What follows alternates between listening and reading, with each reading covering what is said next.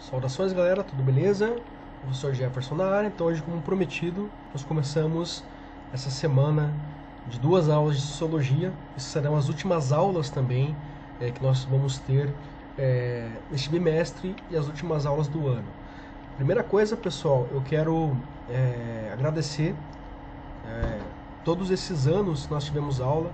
Eu dei aula para vocês desde o 7º ano, então foi muito bom ver o crescimento intelectual de vocês, o crescimento de vocês como pessoas, e eu gosto muito da turma de vocês, tá?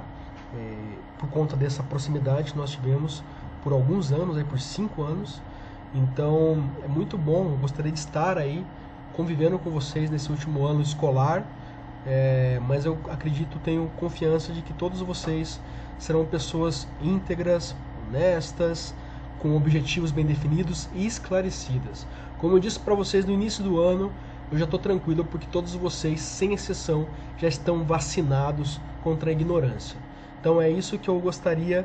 Esse foi um projeto, inclusive, pessoal, quando eu percebi que vocês tinham esse potencial lá no 9º ano, entende?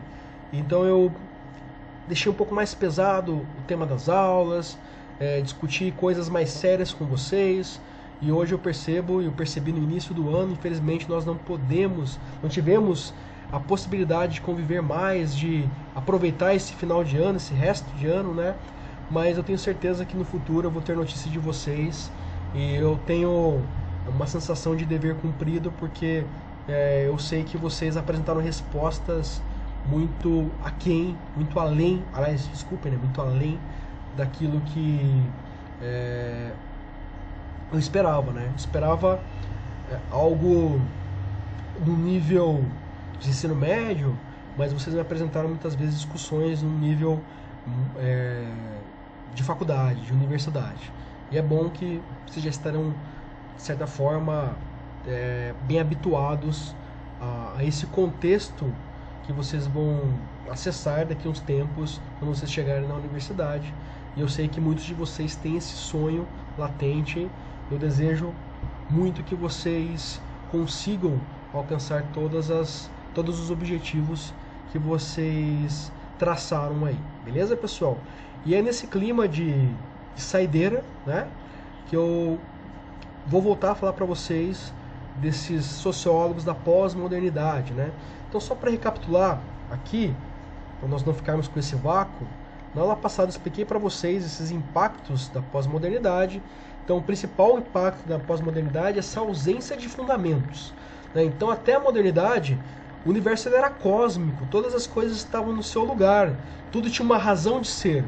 Com a pós-modernidade, em decorrência dos eventos históricos, as guerras, o nível em que a capacidade científica e tecnológica do homem chegou, também se tornou uma ameaça.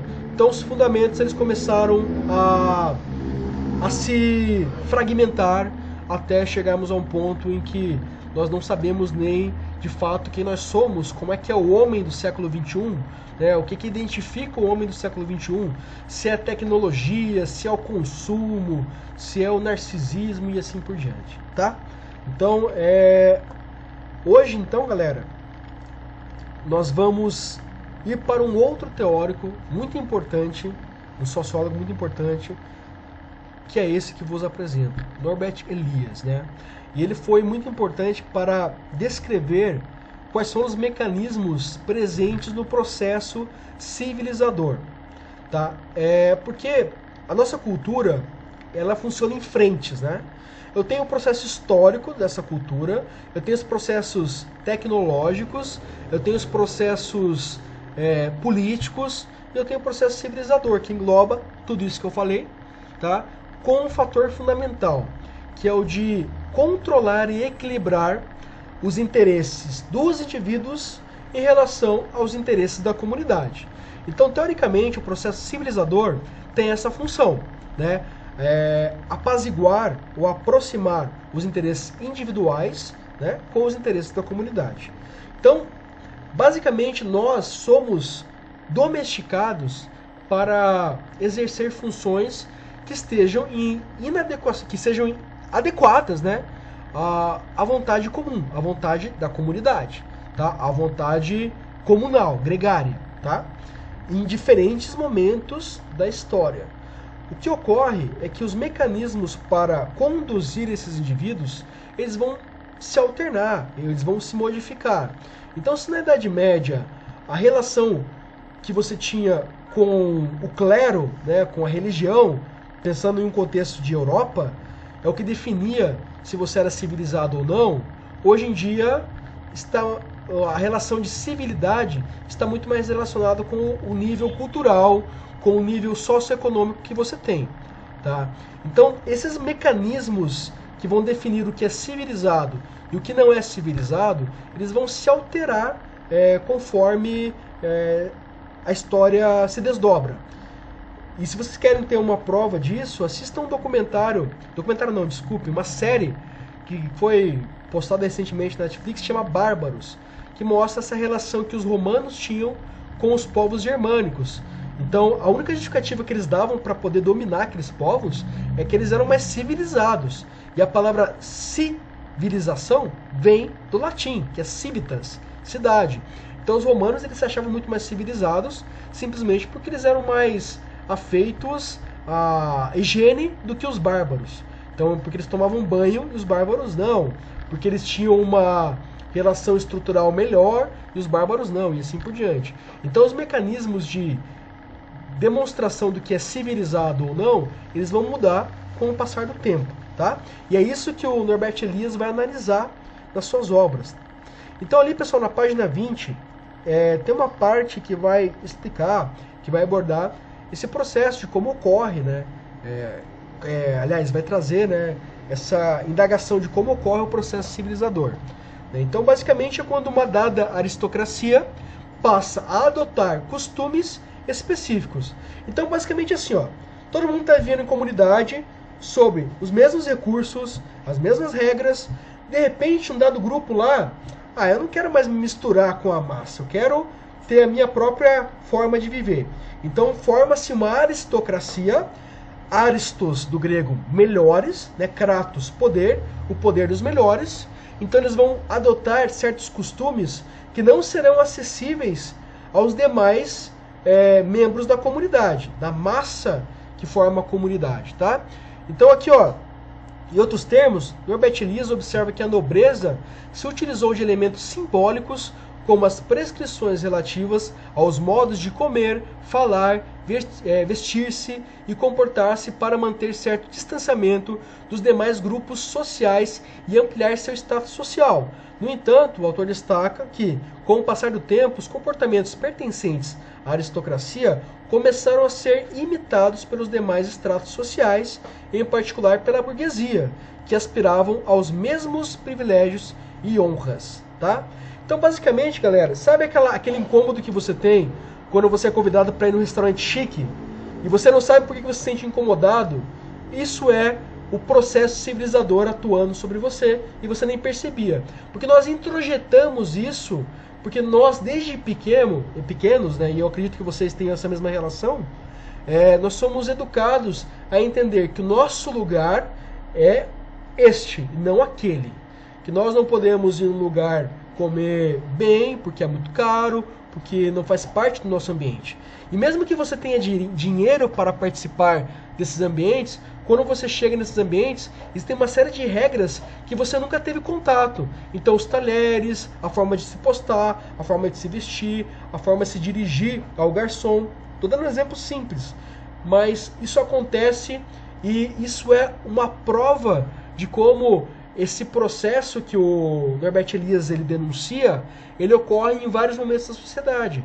Então, existem várias formas de segregar a sociedade. Então, por exemplo, o tipo de arte que se consome.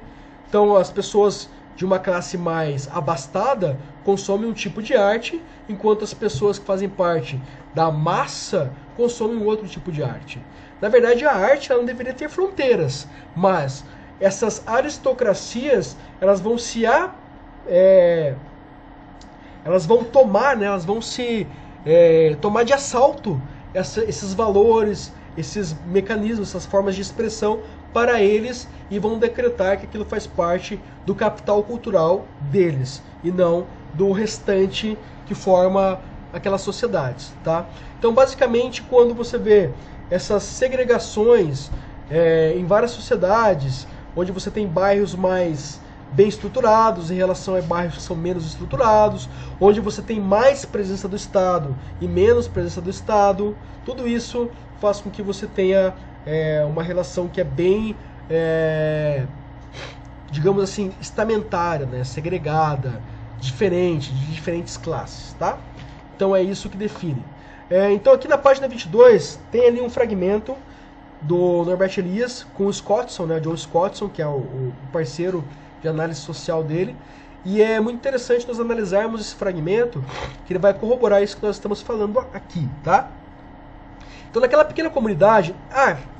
na página 22 tem se vocês forem acessar a apostila de vocês ali, tem uma imagem que mostra um diagrama de bairros, tá? Então, se vocês verem aquela diagrama, isso que vai fazer mais sentido ainda, tá? Então, olha, ó, naquela pequena comunidade, a superioridade de forças do grupo estabelecido desde longa data baseava-se no alto grau de coesão de famílias que se conheciam haviam 2 ou 3 gerações, em contraste com os recém-chegados, que eram estranhos não apenas para os antigos residentes, como também entre si.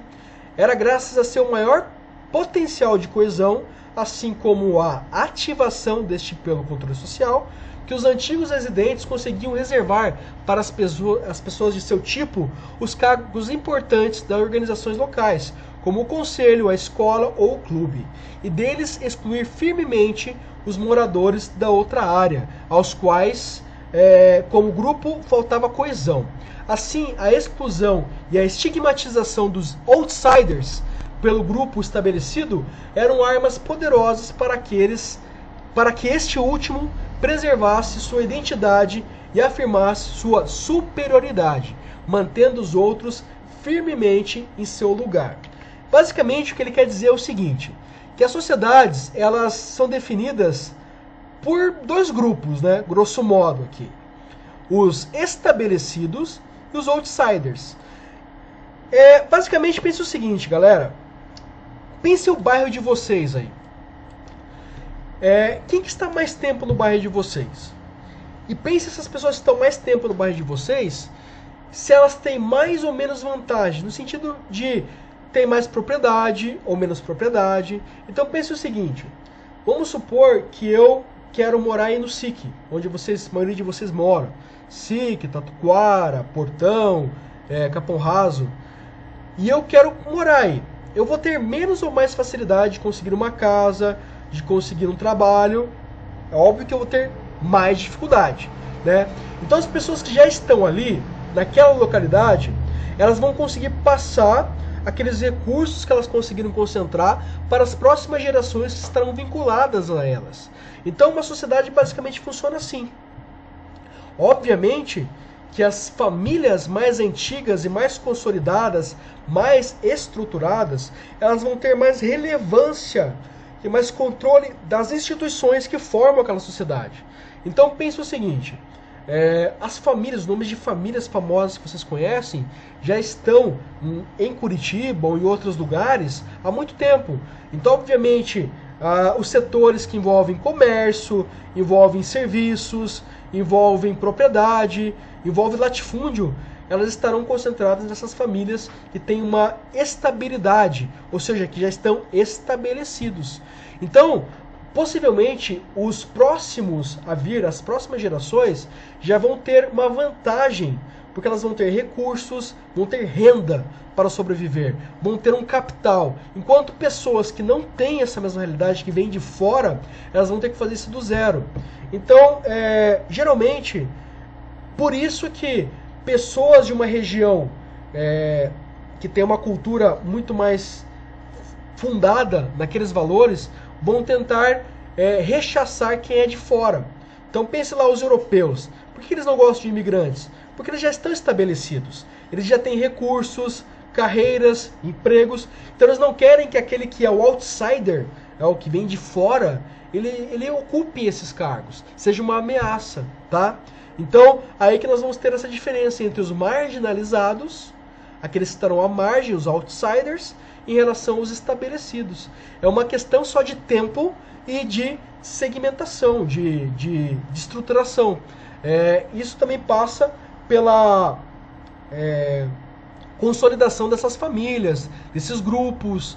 Então, se você pega instituições como as escolas, né, as escolas particulares, se você pega uma escola particular que tem um poder aquisitivo maior, possivelmente essa escola ela vai estar repleta de pessoas que vêm de famílias de nome, que vêm de famílias que já estão na sociedade curitibana há muito tempo, na sociedade paranaense há muito tempo, que são pessoas que estão ocupando cargos de empresas, oligopólios, poder na política, né? Então essas famílias, elas têm uma relação muito mais presente e de controle dos recursos muito mais acentuada do que as pessoas que não estão dentro desse jogo de interesses, tá? Daí eu faço uma pergunta para vocês. Por que então que é importante nós olharmos para a questão dos negros no Brasil com mais atenção? Porque quando houve a transição do Brasil escravagista, né? No caso, o Brasil que surgiu depois da abolição da escravidão, né? Para isso que existe hoje, nós não vimos, nós não conseguimos observar uma mudança estrutural naquele tipo de relação que existia lá no processo de escravidão. Por quê? Porque quando essas famílias foram libertadas, elas não tiveram um espaço social de inserção, ou seja, elas não foram inseridas num processo educacional, não foi dado terra a elas, elas não tinham nenhum nome na família, elas mantiveram o nome de família que os senhores de escravos deram a elas. Então você nunca vai encontrar uma família de afrodescendentes famosa no Brasil. Por quê? Porque todas as famílias de afrodescendentes no Brasil têm nome de europeu. Tá? Agora, as famílias de italianos, poloneses, alemães, que são as famílias dos imigrantes que vieram para o Brasil, elas se mantiveram desde então. Então, foi roubado a identidade dessas famílias, foi roubada a possibilidade de inserção e de criação de uma cultura a longo prazo. As famílias foram desestruturadas e mais, essas famílias foram jogadas às margens da sociedade. Então as favelas começam a partir disso, a partir do momento que essas pessoas que foram libertas, elas não tinham espaço naquelas sociedades, então elas foram mandadas à margem, elas se tornaram outsiders, porque os privilégios foram concentrados apenas para aquelas elites, tá?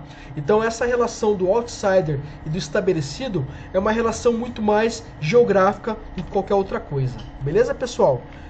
Então, dito isso, galera, eu me despeço de vocês, tá? Desse ano. Eu ainda vou postar mais uma atividade, mas daí vai ser em relação a um outro vídeo sobre este assunto aqui, tá? E eu vou trazer uma atividade também que está na apostila de vocês sobre o trote nas universidades, de como ele é utilizado para estabelecer essa relação de civilidade, né? Que passa inclusive pela humilhação, porque a civilidade ela passa pela humilhação daqueles que estão no poder sobre aqueles que querem ascender ao poder. Então, de certa forma, o Norbert Elias ele identifica que se você quiser fazer parte do jogo lá com os grandes, né, você tem que se expor também e se humilhar, para um dia você ser aquele que humilha, tá? Então, essa relação é um pouco perversa, mas o Norbert Elias ele vai sistematizar e eu vou trazendo essa atividade para vocês.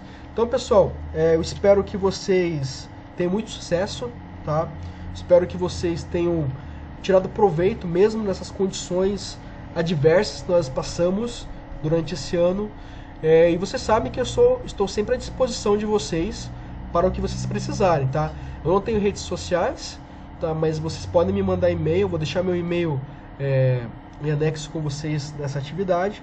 Caso vocês precisem de algum auxílio no futuro, vocês podem me mandar mensagem. E é isso, pessoal.